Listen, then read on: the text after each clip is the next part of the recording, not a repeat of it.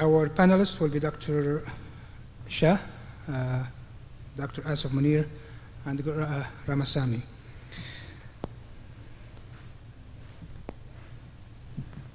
So case 1. You are presented with a 28-year-old male who is married to a 25-year-old female, healthy otherwise for the last 5 years. They presented complaining of primary infertility. The male past medical history is unremarkable. His partner history is indicating normal fertility potential.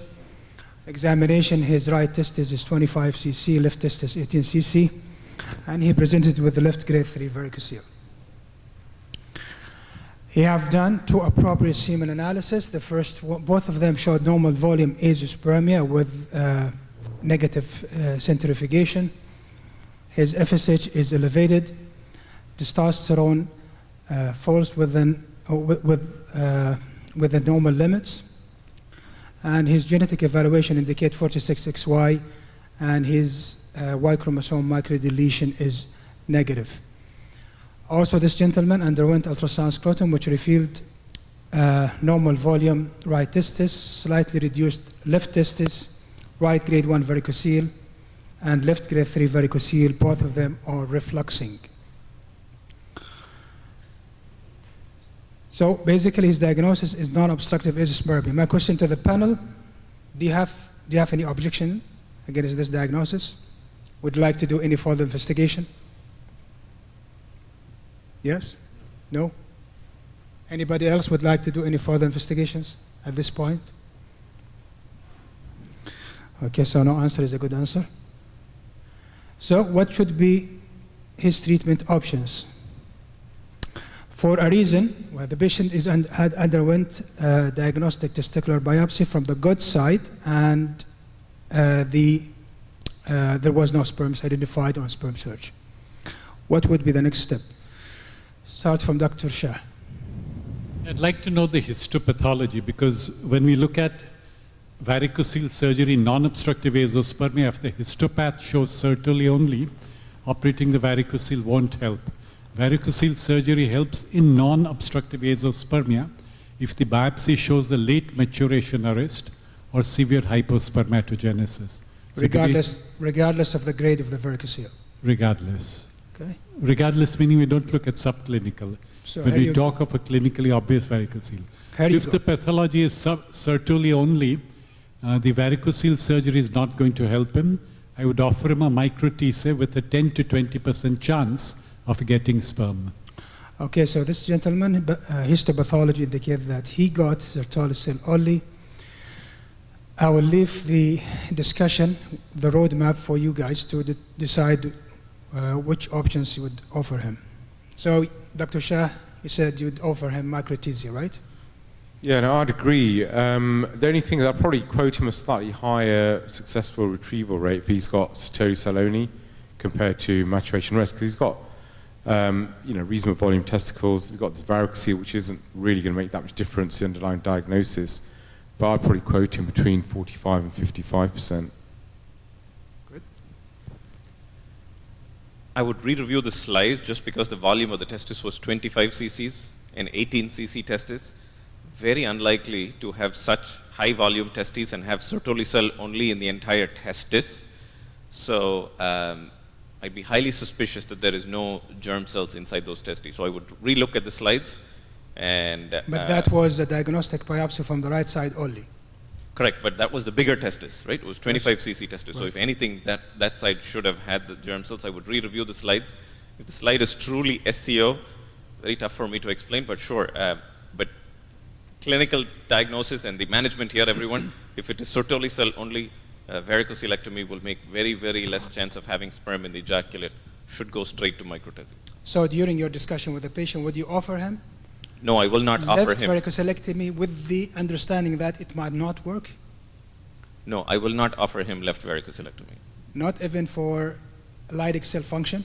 He got grade 3. So I don't trust that data as much of this varicocelectomy improving testosterone. I think doing surgery to increase testosterone in a patient that would otherwise just benefit from testosterone therapy, I think is very difficult. Most of the data will tell you that the testosterone on average goes up by 100.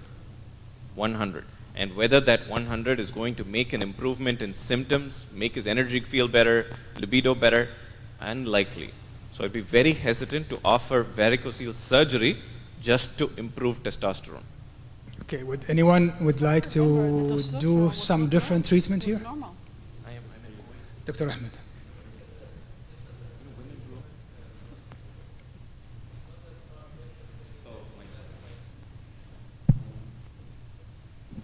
Just a brief comment regarding the histopathology. I know that there are a couple of papers out there advocating that a testicular histopathology is not conclusive, meaning that within the same testis, if you took a biopsy from that tiny fragments, that might show Sertoli cell only. However, an adjacent testicular tissue might show maturation arrest. And this is only a single testicular biopsy, I believe. Right. So yes, it is Sertoli cell only, but what about the chances that there are an adjacent maturation arrest or hypospermatogenesis? So that's the first point. And the second point is based on the finding that we have more than 20 to 25% difference in testicular tissue. I think the varicocele he has a symptomatic sort of say, and it's justifiable based on the size measurements to intervene. So histopathology-wise is not conclusive, but I believe from the papers So out you are intervening for the spermatogenesis or for the For testosterone? both. For both, actually. So symptomatic and for the, well, that's a chance to improve spermatogenesis because Sertoli only is not conclusive for me from a single testicular biopsy. Dr. Khader Rabia, anything? What do you think?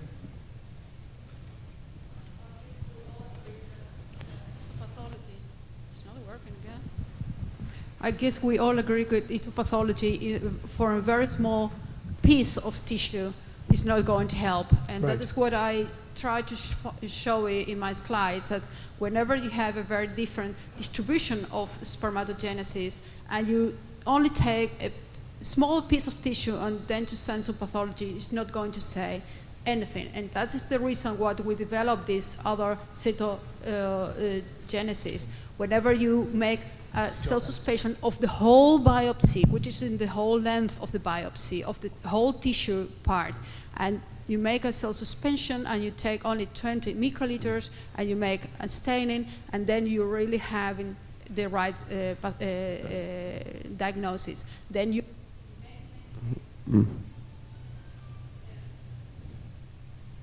I show in the paper, which is also published, that many, many times we do not agree with what the pathology department is saying, and our result is more conclusive with the patient's status. So I believe a lot more in cytology. I would agree with Dr. Masari's point. I mean, the patient has quite large testicular size. And also I agree with Dr. Ahmed that single biopsy would not be a clear Indication for spermatogenesis, because the testis tissue is heterogeneous. So I would offer him, I would not do another testicular biopsy, but I would offer him varicocelectomy. Given that I'm going to tell him that the outcome might be low because of SCO, but I would offer him. Okay.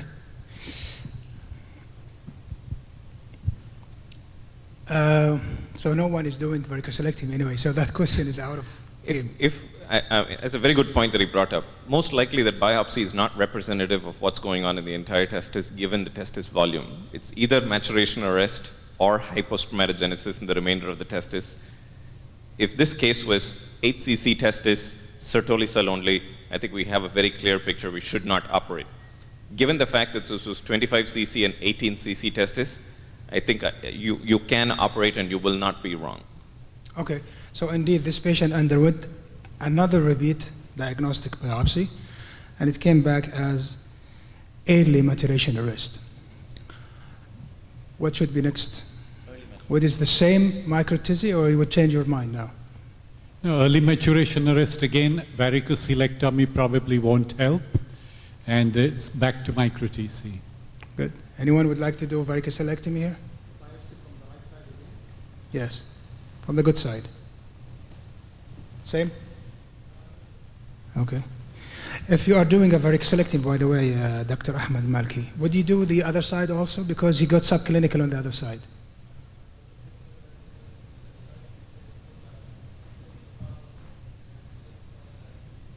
Mike, please. The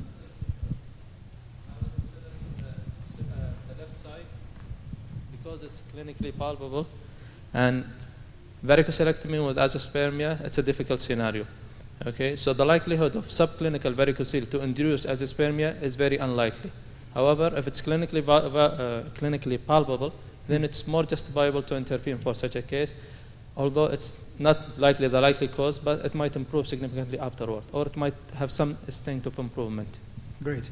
Okay, I'll just go through this. I just add to that, however, if I had to do the varicocele, I would do bilateral. I go by the reflux finding, and I've been surprised by the wait to 1 year. The question to Dr. Munir, would you wait for 12 months? And if you would like to induce this patient, which regimen would do? Yeah, I think I agree. You need to try something different the second time around. I mean, regardless of who did the first one, I would offer him a redo. I would offer it between 6 and 12 months, so minimum 6 months. But I agree with Rupin, you need to try something different.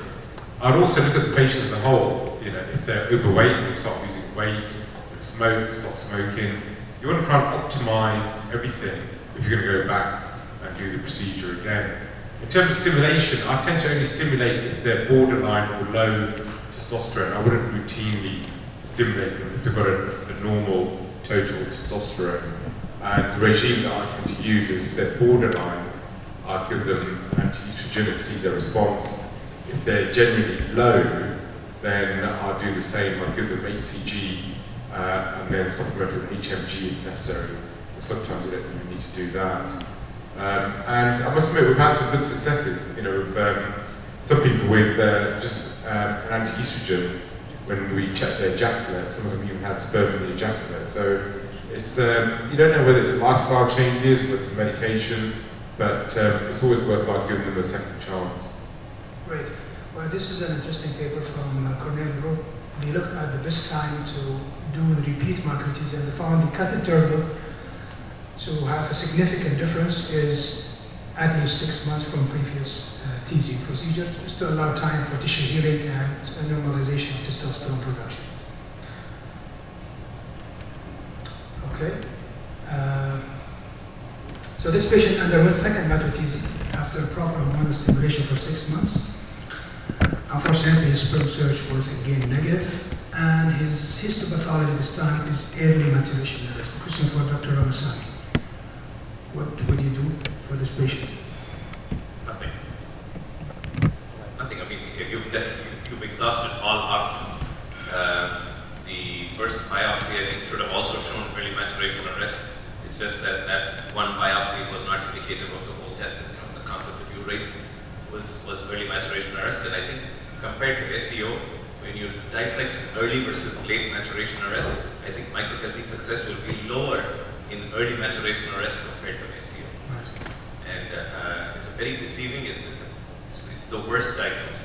It's worse than SEO, definitely worse than late maturation arrest. I think when we group maturation arrest together and look at sperm retrieval rates, the reason maturation arrest is higher than SEO is because of the patients that have those late maturation arrests where a few tubules skip and flow through spermatogenesis. Early maturation arrest, I think, is a 100% genetic abnormality wherein sperm don't go beyond spermatogonia. And so therefore those patients have the worst outcome. Do you think mixing his subclinical varicocele might do anything for him? No. Okay. Anyone would like to do anything different at this stage? Just a small point about stimulation. I think it depends on where you're coming from. It's just, I think, in Europe and North America, I used to work there. It's really expensive to stimulate with no clear indication. Where here or in India, it's way cheaper. That's where the difference comes from. That's it. I mean, I don't think it's worthwhile stimulating everyone, because if you look at, there is a meta-analysis looking at, you know, the role of HCG, and I mean, it's very debatable. I mean, there's no real evidence. So I think you've got to have a reason to do it, or to do it with everyone. We've got a case series of about 15 patients where which did it on everyone, and you know the retrieval rates are just the same as when you're selecting. So this patient is coming again to your office, asking for any future plans. Lilian, if you can share on this, do you have anything you would like to advise him to do at this point? Or in particular, he's asking about germ cell maturation or stem cell therapy. Well, it's too early to talk about CRISPR-Cas or sperm maturation or in vitro or whatever. So it's not possible at this moment. I was also triggered by the fact that the person was Santosan only, and when we are talking about Santosan only, it means that have no spermatogonia at all. So the diagnosis with Santosan only was not good at all, and then having early maturation rates probably is more suitable. But I do agree that the chances that it's going to be genetic is very, very high, that we are going to have really advanced meiosis. So the chances of this person to have a sperm is 1, to have a baby is 0. So I guess in the Netherlands we are not going to do anything and advise to go for sperm donation. Okay, I'll tell you exactly what those patients, when they come to my office, they are saying, after explaining everything to them, as I said now. So, doctor, I have heard in nearby countries in this region, they are offering stem cell therapy, and they have some success. What would be the message that you would tell them? I don't know anybody who will do stem cell transplantation and having success at this moment.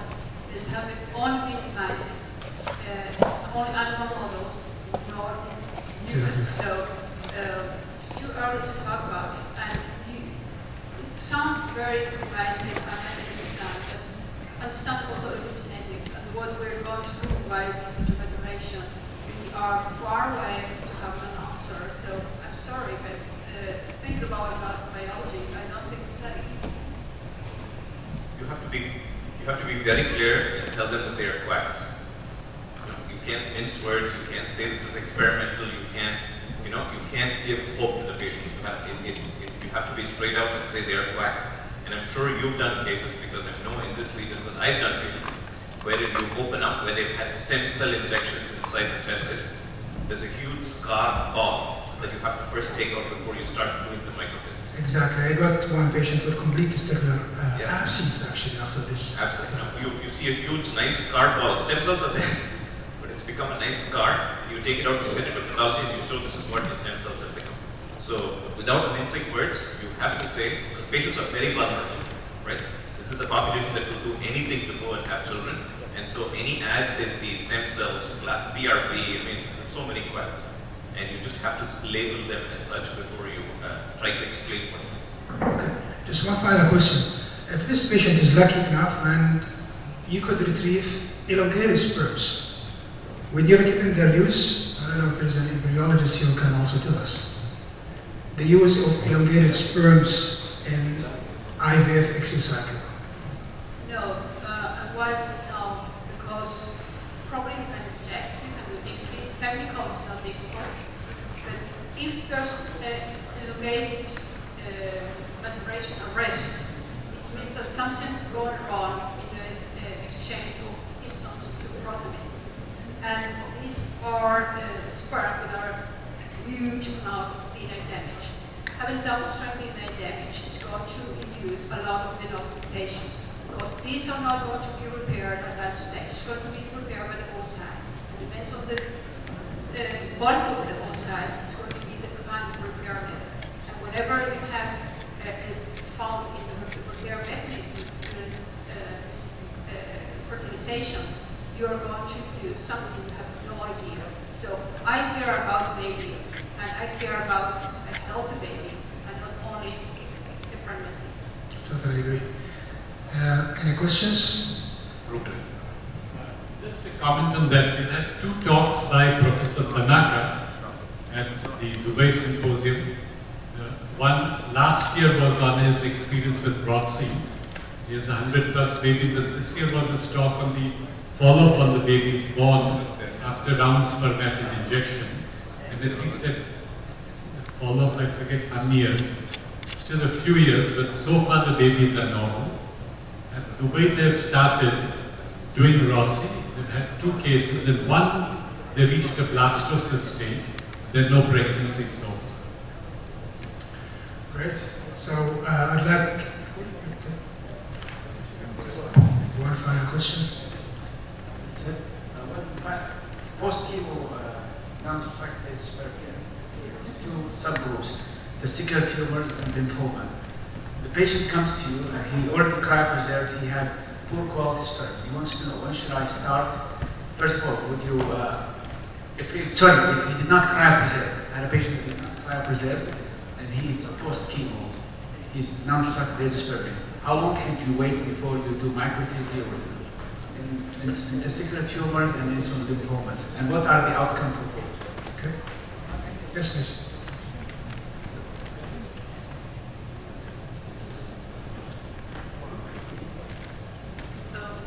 Well, we have been also investigating that as well.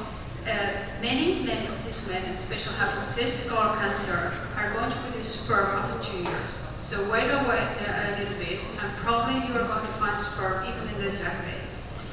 The other cases, wait at least 2 years. I know the guidelines from the oncologists say only 6 months or 1 year is more than enough. But the amount of aneuploidies in these patients is very, very high at the beginning, and after 2 years it's clean up. So if you want to do any kind of treatment, in my opinion, should we wait at least for 2 years? Yeah, I do wait for 2 years before I advise them to do micro-TC. Okay, so I'd like to thank everybody. I'd like to thank the panelists for the interesting discussion. I'd like to thank everybody who stayed late, and hopefully you'll have a nice night tonight and a fruitful session tomorrow.